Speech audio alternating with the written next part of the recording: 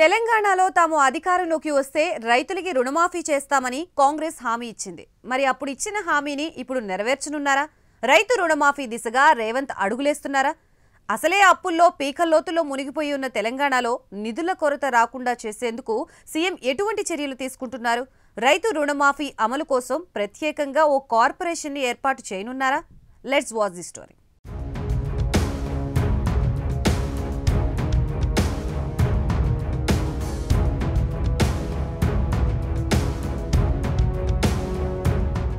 అధికారంలోకి వస్తే ఒకేసారి 2 లక్షల రుణమాఫీ చేస్తామని ఎన్నికల్లో హామీ ఇచ్చింది కాంగ్రెస్ పార్టీ. అయితే ఇప్పుడు ఆ పథకం అమలు దిశగా పని మొదలుపెట్టినట్లు తెలుస్తోంది. ఈ నేపథ్యంలోనే అధికారుల నుంచి ప్రభుత్వం పూర్తి లెక్కలు తీస్తోంది. రైతుల అప్పులను అసలు వడ్డీ లెక్కగట్టి 2 లక్షల రూపాయల వరకు మాఫీ చేసే విధంగా సీఎం రేవంత్ చర్చలు జరుపుతున్నారు. రాష్ట్రంలో ప్రస్తుతం సుమారు 39 లక్షల మంది రైతులు బ్యాంకులు, ప్రాథమిక వ్యవసాయ సహకార సంఘాల్లో రుణగ్రహీతలుగా ఉన్నారు. ఒక్కో రైతు కుటుంబానికి 2 లక్షల వరకు రుణమాఫీ చేయాలని కాంగ్రెస్ ప్రభుత్వం భావిస్తోంది. అదే సమయంలో రైతు బంధు అమల్లోనూ సీలింగ్ పైన కసరత్తు చేస్తున్నట్లు సమాచారం.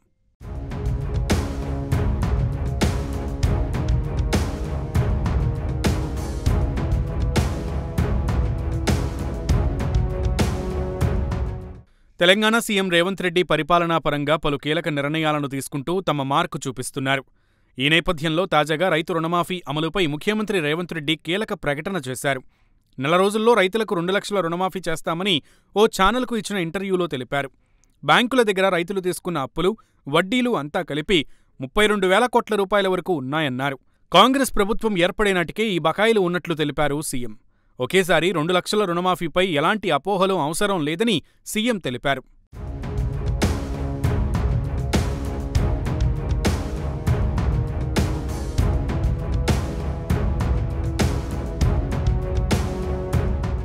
అయితే రుణమాఫీ అమలు అంశంపై ఇప్పటికే కార్యాచరణ మొదలుపెట్టినట్లు సీఎం రేవంత్ రెడ్డి తెలిపారు.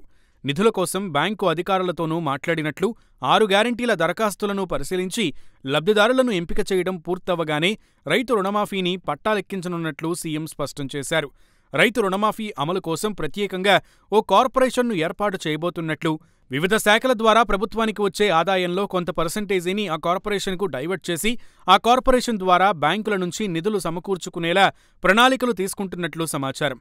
మొత్తానికి త్వరలోనే తెలంగాణలో రైతు రుణమాఫీ అమలు అవ్వనున్నట్లు తెలుస్తుంది.